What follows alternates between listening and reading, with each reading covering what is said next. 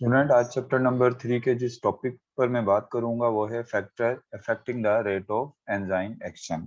यानी वो कौन से फैक्टर्स होते हैं जो एंजाइम की एक्टिविटी पर क्या डालते हैं, अपना इफेक्ट डालते हैं। मतलब कौन से वो अवामिल हैं जिनकी वजह से एंजाइम की एक्टिविटी जो है वो फास्ट भी हो सकती है और एंजाइम की एक्टिविटी जो है वो स्लो भी हो सकती है। नॉर्मली देखें, जिन फैक्टर्स के आपकी बुक में जिक्र किया गया है जो एंजाइम की एक्टिविटी पर असर डालते हैं, उसमें टेम्परेचर आ गया, उसमें पीएच है, कंसंट्रेशन ऑफ एंजाइम है, एंड सबस्ट्रेट कंसंट्रेशन। इनको जो है, इन फैक्टर्स का जो है वो जिक्र किया गया है। और नॉर्मली हमें अगर हम बात करें इसकी कि the enzymatic reaction is measured by, rate of enzymatic reaction is measured by, मतलब हमें कैसे पता लगता है कि एंजाइम का रिएक्शन या एंजाइम का इस वक्त एक्शन ज्यादा है और किस वक्त एक्शन कम है। तो कहता है कि the rate of enzyme reaction is measured by the amount produce from during the period of time, यानी कितना सबस्ट्रेट प्रोडक्ट में कन्वर्ट हो रहा है। तो मतलब अगर एक एंजाइम प्रोडक्ट ज्यादा बना रहा है तो इसका मतलब क्या है, उसकी एक्टिविटी क्या है, ज्यादा है। एक पर्टिकुलर टाइम में, एक मखसूस टाइम में अगर हमें प्रोडक्ट ज्यादा मिल रही है तो इसका मतलब उसकी एक्टिविटी क्या है, ज्यादा है। और अगर हमें प्रोडक्ट कम मिल रही है तो इसका मतलब क्या है, उसकी एक्टिविटी जो है वो कम है। तो हम डिफरेंट फैक्टर्स को जो है वो डिस्कस करेंगे। और आज के लेक्चर में हम एंजाइम के जिस फैक्टर को डिस्कस करेंगे जो एंजाइम एक्टिविटी पर असरअंदाज होता है, वो क्या है, वो है टेम्परेचर। तो आज जो हम बात करेंगे, किस पर बात करेंगे, टेम्परेचर पे, कि किस तरीके से टेम्परेचर एंजाइम की एक्टिविटी पर अपना असर डालता है। ये आपकी बुक के अंदर कुछ पॉइंट्स हैं जो यहाँ पर लिखे हुए हैं। इन पॉइंट्स को मैं भी रीड कर कर आपको समझा देता हूँ, लेकिन उससे पहले कुछ पॉइंट्स हैं जो थोड़ा सा आप नोट कर लें कि ज्यादातर एंजाइम, यानी जर्नली जो एंजाइम्स की जो रेंज होती है, टेम्परेचर रेंज जो होती है जिस पर एंजाइम काम करते हैं ज्यादा बेहतर तरीके से, जो टेम्परेचर रेंज है एंजाइम की for most of the enzyme, ज्यादातर एंजाइम की, वो है 25 से 40 डिग्री सेल्सियस तक। अच्छा, एक और चीज आपने याद रखनी है, कोई भी फैक्टर होता है, टेम्परेचर को ले लें या दूसरे फैक्टर ले लें, तो जो फैक्टर्स होते हैं उनके होते हैं कुछ कार्डिनल पॉइंट्स। उनके क्या होते हैं, कुछ कार्डिनल पॉइंट्स होते हैं। अब ये कार्डिनल पॉइंट्स क्या होते हैं, कार्डिनल पॉइंट्स ये तीन होते हैं। एक कार्डिनल पॉइंट्स होता है जिसको हम कहते हैं मिनिमम, एक कार्डिनल पॉइंट वो होता है जिसको हम कहते हैं ऑप्टिमम, और एक कार्डिनल पॉइंट वो होता है जिसको हम कहते हैं मैक्सिमम। तीसरा क्या होता है, जिसको हम कहते हैं मैक्सिमम। देखो, मिनिमम क्या होता है, वो टेम्परेचर जिससे below below which temperature below which enzyme activity stop, यानी वो टेम्परेचर जिससे नीचे अगर आप जाओगे तो एंजाइम अपना काम करना छोड़ देगा, यानी एंजाइम क्या हो जाएगा, वो इनएक्टिव हो जाएगा। तो ऐसे टेम्परेचर को हम क्या कहते हैं, इसको हम कहते हैं मिनिमम टेम्परेचर। अब मिसाल के तौर पे, से फॉर एग्जांपल, मैं अगर यहाँ पर एक चार्ट बनाता हूँ, मैं यहाँ पर लेता हूँ 10 डिग्री सेल्सियस टेम्परेचर, 10, 20, 30, 40, 50, 60, 70, 80, इस तरह ये टेम्परेचर है। और मैं यहाँ पर ले लेता हूँ 0 और उसके बाद माइनस। अब मिसाल के तौर पे, एक एंजाइम अपना, ये एक एंजाइम है, ये अपनी एक्टिविटी जो स्टार्ट करेगा, मतलब ये अपना काम जो शुरू करेगा, से फॉर एग्जांपल ये 0 डिग्री सेल्सियस टेम्परेचर पे काम स्टार्ट कर रहा है। और 0 डिग्री सेल्सियस से अगर नीचे टेम्परेचर जाएगा, मतलब अगर माइनस में चला जाएगा, तो ये एंजाइम अपना क्या करेगा, अपना काम करना छोड़ देगा। वो टेम्परेचर जिससे नीचे अपना एंजाइम अपना काम करना स्टॉप कर दे, यानी वो इनएक्टिव हो जाए, तो इस टेम्परेचर को हम क्या कहेंगे, इसको हम कहेंगे मिनिमम टेम्परेचर। ये कौन सा कार्डिनल पॉइंट है, इस कार्डिनल पॉइंट को हम कहेंगे मिनिमम टेम्परेचर, टेम्परेचर की अगर हम बात करें। फिर से फॉर एग्जांपल, ये आगे ये एंजाइम फिर मजीद जो है वो बहुत एक्टिव, अपनी मैक्सिमम एक्टिविटी किस पर शो करता है, ये 30 और 40 के दरमियान में जो टेम्परेचर है, इस पर अपनी मैक्सिमम एक्टिविटी जो है वो क्या शो करता है। और मैक्सिमम एक्टिविटी शो करने का मकसद है ये बहुत ज्यादा क्या, मैक्सिमम प्रोडक्ट बनाएगा। तो वो टेम्परेचर जिस पे एंजाइम क्या करता है, अपनी मैक्सिमम एक्टिविटी शो करता है, शो इट्स मैक्सिमम एक्टिविटी। तो जिस टेम्परेचर पे एंजाइम अपना मैक्सिमम एक्टिविटी शो करेगा उसको कहेंगे ऑप्टिमम, यानी जिस पर एंजाइम अच्छे से काम करेगा उसको हम कहेंगे मैक्सिमम, और ये ऑप्टिमम टेम्परेचर। अच्छा, मैक्सिमम टेम्परेचर क्या होता है, बियॉन्ड विच,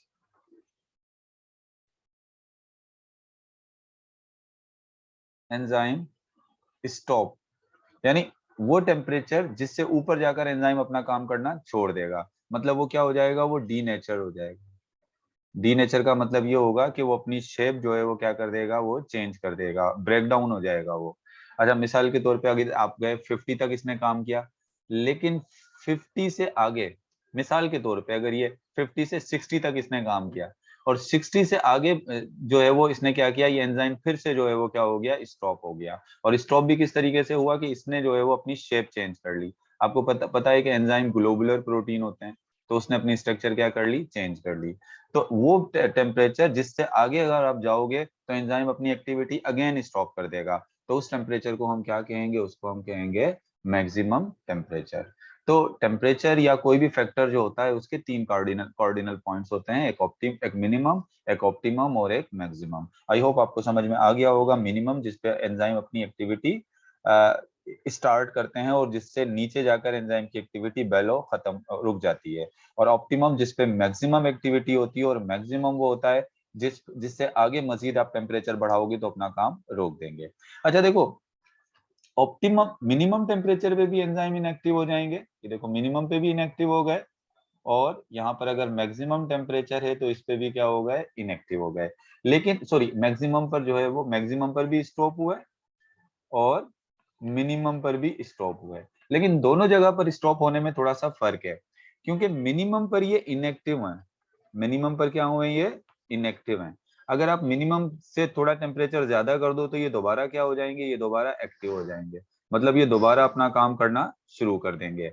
लेकिन जो मैक्सिमम टेम्परेचर है, मैक्सिमम टेम्परेचर पे इन्होंने अपना काम करना स्टॉप कर दिया, तो मतलब मैक्सिमम टेम्परेचर पे जब इन्होंने अपना काम करना स्टॉप किया है तो अब ये डीनेचर हो गए, मतलब उसकी स्ट्रक्चर ही जो है वो क्या हो गई, चेंज हो गई। अब मैक्सिमम टेम्परेचर से अगर आप नीचे टेम्परेचर करोगे तो ये दोबारा जो है वो एक्टिव, दोबारा अपना फंक्शन स्टार्ट नहीं करेंगे, मतलब वो परमानेंटली जो है वो क्या हो गए, खत्म हो गए। लेकिन मिनिमम टेम्परेचर पे वो परमानेंटली खत्म नहीं हुए। तो ये थोड़ी सी मैंने बात की तीन टेम्परेचर की। और एक और बात भी अगर आप देखें तो हम ये जो मिनिमम टेम्परेचर होता है और मैक्सिमम टेम्परेचर होता है, इसको फूड को प्रिजर्व करने के लिए भी इस्तेमाल करते हैं। आपको पता है हम लो टेम्परेचर पर या मिनिमम टेम्परेचर पर जब अपना फ्रिज में या डीप फ्रीजर में फूड रख देते हैं, तो उसका वो हम क्यों रख देते हैं, क्योंकि उसमें फूड के अंदर जो एंजाइम होते हैं और वो पैथोजिन में जो एंजाइम होते हैं वो काम करना छोड़ देते हैं, सही है ना। और अगर बाज़ दफा हम चीजों को हीट अप करते हैं, गर्म करते हैं प्रिजर्व करने के लिए या उनको खराब होने से बचाने के लिए, तो हीटअप करने का मकसद भी यही होता है ताकि उनमें जो एंजाइम्स हैं पैथोजिन के और जो इसके फूड के जो एंजाइम्स हों वो क्या हो जाएं, वो डीनेचर हो जाएं, वो उस तरीके से जो अपनी एक्टिविटी जो है वो स्टॉप कर दें। तो चलें अब आ जाते हैं आपकी बुक की तरफ कि आपकी बुक जो है वो टेम्परेचर के हवाले से क्या बात जो है वो कर रही है। तो देखें आपकी बुक कह रही है, अगर आपकी बुक के पॉइंट देखें तो आपकी बुक कह रही है हीटिंग इंक्रीज मोलिकुलर मोशन, यानी जो हीटिंग है वो किस चीज को इंक्रीज कर देती है, मॉलिक्यूलर मोशन को।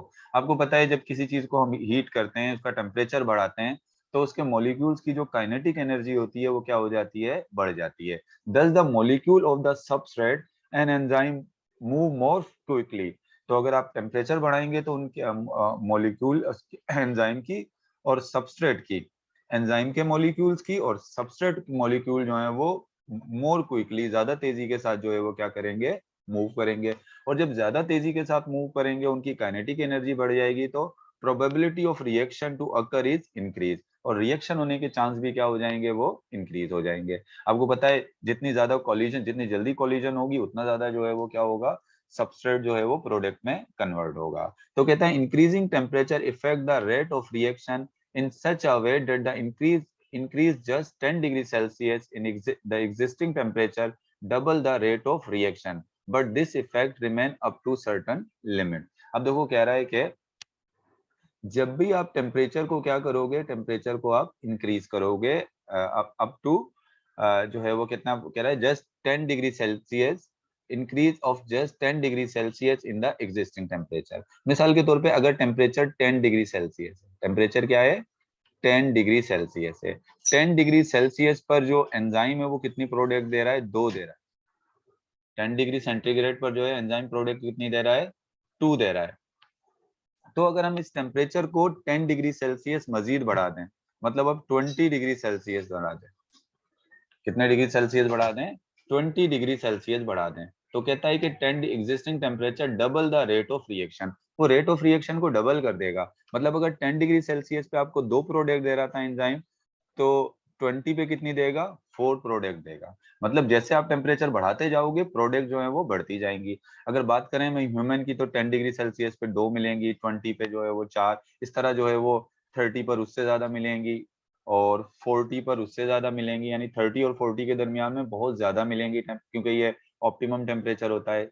और उसके बाद लेकिन एक खास लिमिट तक होती है ये बात, 50 तक चला जाएगा, और इससे आगे तो अब इससे आगे जो है वो मजीद प्रोडक्ट नहीं बनेगी, एक खास लिमिट तक। उससे ज्यादा आप आगे जाओगे तो एंजाइम की एक्टिविटी क्या हो जाएगी? स्टॉप हो जाएगी।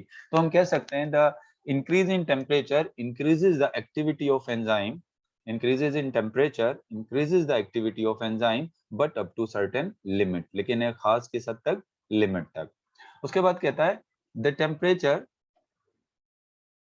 उसके बाद कहता है कि the temperature that promote maximum activity is called optimum temperature। तो ये पॉइंट आपने याद रख लेना है, वो टेम्परेचर जिस पर एंजाइम कौन सी अपनी मैक्सिमम एक्टिविटी शो करता है, जिस तरह मैंने भी आपको पहले बताया था, temperature that promote maximum activity is called an optimum temperature. जिस पर मैक्सिमम एक्टिविटी होती है उस टेम्परेचर को हम क्या कहते हैं? उस टेम्परेचर को हम कहते हैं ऑप्टिमम टेम्परेचर।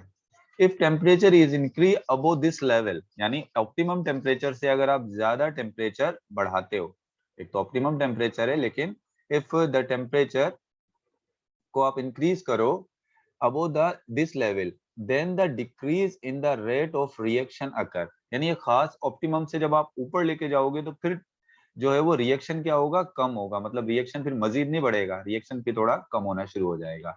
क्यों? उसकी वजह क्या है? बिकॉज इंक्रीजिंग द फ्रीक्वेंसीज, मतलब कॉलिजन तो हो रही होगी, लेकिन एक खास हद तक काइनेटिक एनर्जी बढ़ेगी, कॉलिजन होगी तो रिएक्शन होगा। लेकिन अगर बहुत ज्यादा कॉलिजन भी हो जाए तो वो भी कोई एक्टिविटी इतनी इंक्रीज नहीं करेगी। This is because the secondary and tertiary structure of enzyme have been disrupted. क्योंकि एंजाइम की आपको पता है कि कौन सी स्ट्रक्चर होती है एंजाइम में? सेकेंडरी स्ट्रक्चर होती है, टर्शियरी स्ट्रक्चर एंजाइम के अंदर होती है। तो वो सेकेंडरी और टर्शियरी स्ट्रक्चर एंजाइम की जो है वो क्या हो जाएंगी? बल्कि स्पेशली जो एंजाइम की स्ट्रक्चर होती है वो ज्यादातर टर्शियरी होती है, तो टर्शियरी स्ट्रक्चर एंजाइम की क्या हो जाएगी? चेंज हो जाएगी। मिसाल के तौर पर मैं अगर यहाँ पर एक एंजाइम बनाता हूँ, ये एक एंजाइम है जिसकी ये ऐसे टर्शियरी स्ट्रक्चर है, ग्लोबुलर है, ये क्या हो गया? ऐसे खुल गया। अब इसकी स्ट्रक्चर क्या हो गई? ये चेंज हो गई। जब इस तरह की स्ट्रक्चर चेंज हो गई तब ये अपना काम नहीं कर पाएगा। अगर आप इधर देखें यहाँ पर, तो ये देखें ग्राफ भी यहाँ पर दिया हुआ है, और ये ग्राफ जो है वो ह्यूमन के एंजाइमेटिक एक्टिविटी को शो कर रहा है। तो आप देखें यहाँ पर ये टेम्परेचर है और यहाँ पर एंजाइम की एक्टिविटी है। तो देखें यहाँ पर अगर मिसाल के तौर पे ये 10 डिग्री सेल्सियस अगर टेम्परेचर है, तो एंजाइम की एक्टिविटी जो है वो 10 से नीचे, यानी जीरो यहाँ से स्टार्ट हुई, फिर 10 पे एंजाइम की एक्टिविटी बढ़ी, 20 पे और बढ़ गई, फिर 30 पर और बढ़ गई, और 30 और 40 यानी 37 पर जाकर क्या हो गई? ये मैक्सिमम हो गई। यानी मैक्सिमम काम कर रहा है एंजाइम किस पर? 37 पर। तो जहां पर इसकी एक्टिविटी मैक्सिमम हुई, इस टेम्परेचर को हम क्या कह रहे हैं? इसको हम कह रहे हैं ऑप्टिमम टेम्परेचर। और जहां पर इसने अपना काम करना शुरू किया, ये टेम्परेचर कौन सा है? ये है मिनिमम टेम्परेचर। लेकिन इसके बाद अगर आप मजीद टेम्परेचर यहाँ बढ़ाओगे, 40 50 करोगे इस तरह, तो एंजाइम की एक्टिविटी बढ़ेगी नहीं, अब कम होगी। और एक टाइम ऐसा आएगा कि वो एक्टिविटी जो है वो उससे अगर आप मजीद टेम्परेचर बढ़ाओगे तो एंजाइम क्या हो जाएगा? डिस्ट्रॉय हो जाएगा, अपना काम करना छोड़ देगा। और उसको हम क्या कहेंगे? उसको हम कहेंगे मैक्सिमम टेम्परेचर। उसके बाद कहता है कि यहाँ से अगर मैं इसको रीड करूं, this is because the secondary and tertiary structure of enzyme have been disrupted. यानी एंजाइम की सेकेंडरी और टर्शियरी स्ट्रक्चर डिसरप्टेड हो जाएगी। उसके बाद कहता है and the enzyme said to be denature. जब एंजाइम की स्ट्रक्चर चेंज हो जाती है तो एंजाइम को हम क्या कहते हैं? ये डीनेचर्ड हो गया। मतलब देखो ये एंजाइम जो है ये इसकी अपनी प्रॉपर एक नेचर में है, इसकी प्रॉपर एक शेप है, तो इसकी प्रॉपर क्या है? ये एक नेचर है, प्रॉपर इसकी एक शेप है। लेकिन अगर ये ऐसे हो गया, ये इसकी स्ट्रक्चर ही चेंज हो गई ऐसे, तो ये क्या हो गया? ये हो गया डीनेचर। अब ये क्यों डीनेचर हो जाता है? The enzyme unfold and the precise structure of the active site is gradually lost. यानी एंजाइम जो है वो अनफोल्ड हो जाता है। देखो ये फोल्ड है और एक प्रिसाइज, एक मुकम्मल स्ट्रक्चर है किसकी है? एक्टिव साइट की। लेकिन जब इसमें टेम्परेचर ज्यादा बढ़ा तो देखो ये एंजाइम जो है अनफोल्ड हो गया, अनफोल्ड होने की वजह से इसकी एक्टिव साइट की स्ट्रक्चर भी क्या हो गई, वो ग्रेजुअली लॉस, मतलब वो खराब हो गई। This temperature, the temperature which cause denaturation of enzyme is called maximum temperature. अच्छा, आपकी बुक में यहाँ पर ये जो पॉइंट दिया हुआ है, this temperature which cause destruction of enzyme is called, denature of enzyme is called maximum temperature. मैं कुछ इसको इस तरह से कहूंगा, वो टेम्परेचर जिससे अबोव, यानी वो टेम्परेचर जिससे अगर थोड़ा सा टेम्परेचर बिवूंड हो, जिससे ज्यादा हो, तो एंजाइम की एक्टिविटी क्या, एंजाइम क्या हो जाए, डीनेचर हो जाए, तो उसको हम क्या कहते हैं, उसको हम कहते हैं मैक्सिमम टेम्परेचर। तो ये थोड़ा सा डाउट है मुझे इसकी डेफिनेशन में, एक मैक्सिमम टेम्परेचर की डेफिनेशन को आप देख लें, और एक मिनिमम टेम्परेचर की डेफिनेशन है ना इसमें आपकी बुक में, ये थोड़ा सा जो है वो उसको थोड़ा बेहतर तरीके से जो है ना उसको नहीं दिया हुआ, या उसमें थोड़ी सी जो है वो दूसरे तरीके से जो है वो डिफाइन किया है, इसको प्रॉपर तरीके से डिफाइन नहीं किया हुआ। तो आप इसी तरह से याद रखें, जिस तरह मैंने आपको बता दिया कि वो टेम्परेचर जिससे ज्यादा आप जब बढ़ाओगे टेम्परेचर तो एंजाइम डीनेचर हो जाएगा, तो उसको कहेंगे मैक्सिमम टेम्परेचर। उसके बाद कहता है the bond which are most sensitive to temperature change are hydrogen bond. कहता है सब बेसिकली एंजाइम्स या प्रोटीन की स्ट्रक्चर को जो है वो मेंटेन करने में, जो स्टेबल करने में हाइड्रोजन बॉन्ड भी इंपॉर्टेंट रोल प्ले करता है। आपको पता होगा कि जो डीएनए के अंदर भी जो है वो हाइड्रोजन बॉन्डिंग होती है, जो कि स्ट्रक्चर को क्या करता है, स्टेबल करता है। तो क्या होता है कि अगर टेम्परेचर बहुत ज्यादा होता है, तो टेम्परेचर से सबसे ज्यादा जो सेंसिटिव होता है वो कौन सा बॉन्ड होता है, वो होता है हाइड्रोजन बॉन्ड। वो हाइड्रोजन बॉन्ड जो है वो ब्रेक डाउन होगा तो एंजाइम की स्ट्रक्चर जो है वो क्या हो जाती है, चेंज हो जाती है।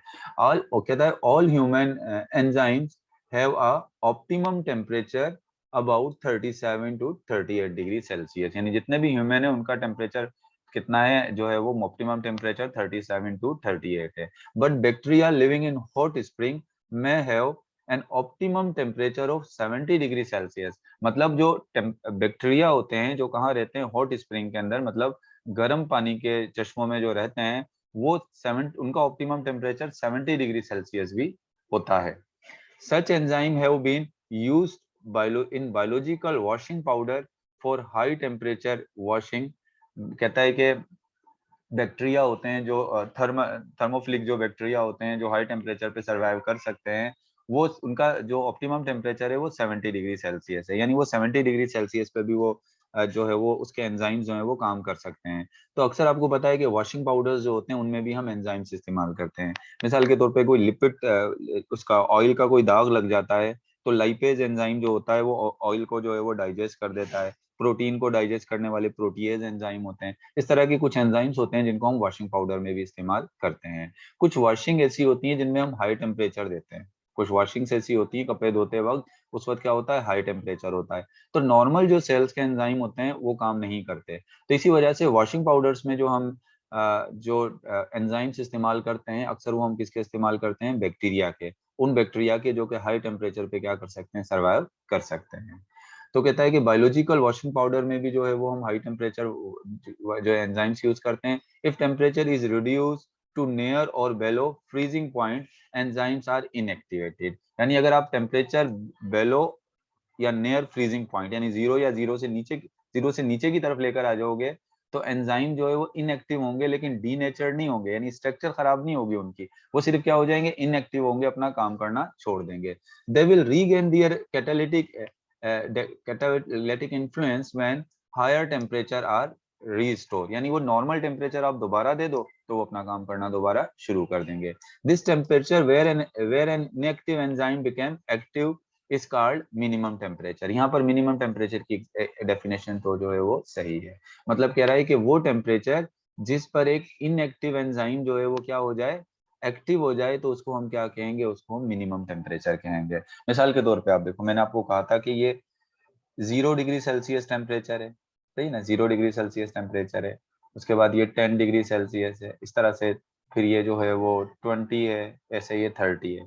अब क्या होता है कि इसके जीरो से नीचे मिसाल के तौर पे माइनस है, सही। अब यहाँ पर एंजाइम क्या है, इनएक्टिव है, यहाँ एंजाइम क्या है, इनएक्टिव है। लेकिन मैं माइनस से टेम्परेचर कर दिया जीरो, माइनस से क्या कर दिया, जीरो कर दिया, तो जीरो पर इनएक्टिव एंजाइम जो है वो क्या हो गया, ये एक्टिव हो गया, यानी उसने अपना काम दोबारा जो है वो शुरू कर दिया। तो वो टेम्परेचर जिस पे इनएक्टिव एंजाइम जो है वो एक्टिव हो जाता है, तो उसको हम क्या कहते हैं, मिनिमम टेम्परेचर। और दूसरा आप मिनिमम टेम्परेचर को कैसे डिफाइन कर सकते हो, कि temperature below which enzyme activity stop, यानी वो टेम्परेचर जिससे नीचे एंजाइम की एक्टिविटी क्या हो जाएगी, स्टॉप हो जाएगी, तो उसको हम क्या कहते हैं, उसको हम जो है वो मिनिमम टेम्परेचर जो है वो कह रहे हैं। अच्छा, ये तो हो गया एंजाइम्स के हवाले से जो है हमने बात कर ली। इसके अलावा एक यहाँ पर ये भी देख लें, ग्राफ जो है, जो ग्राफ जो दिया हुआ है, सबसे पहले नीचे तो ये देखें टेम्परेचर दिया हुआ है 10, 20, 30, 40, इस तरह से ये जो है वो आगे 80, 90, 100 तक टेम्परेचर दिया हुआ है। अब ये वाला जो इस ग्राफ में जो है वो दो किस्म के जो है वो ऑप्टिमम टेम्परेचर शो किए गए हैं। अब ये जो ऑप्टिमम टेम्परेचर है, ये ऑप्टिमम टेम्परेचर किसका है, ये ह्यूमन का है। ये किसका है, ह्यूमन का। तो ह्यूमन का जो एक्टिव ऑप्टिमम टेम्परेचर है वो 37 पर है। वो क्या है, 37 है। 37 पे अपनी मैक्सिमम एक्टिविटी शो कर रहा है। जबकि आप बैक्टीरिया का अगर ऑप्टिमम टेम्परेचर देखो, तो बैक्टीरिया का ऑप्टिमम टेम्परेचर जो, और कौन से वाले बैक्टीरिया, जो थर्मोफिलिक है, यानी हॉट स्प्रिंग के अंदर रहते हैं हाई टेम्परेचर पे, तो उनका जो ऑप्टिमम टेम्परेचर है वो 70 और 80 के दरमियान में। तो मतलब इसका कहने का यह है कि 37 डिग्री सेल्सियस टेम्परेचर जो है वो ह्यूमन का या ज्यादातर ऑर्गेनिज्म का ऑप्टिमम जो टेम्परेचर होता है वो 25 से 40 के दरमियान में होता है। लेकिन जरूरी नहीं है कि तमाम का ऐसा ही हो। जिस तरह भी यहाँ बैक्टीरिया की एग्जांपल दी गई है कि बैक्टीरिया का जो टेम्परेचर है वो 70 और 70 से अबो जो है वो हो सकता है कौन सा टेम्परेचर, ऑप्टिमम टेम्परेचर जो है वो हो सकता है। नेक्स्ट टाइम हम इसका जो है वो दूसरे फैक्टर को डिस्कस करेंगे जो कि होगा पीएच।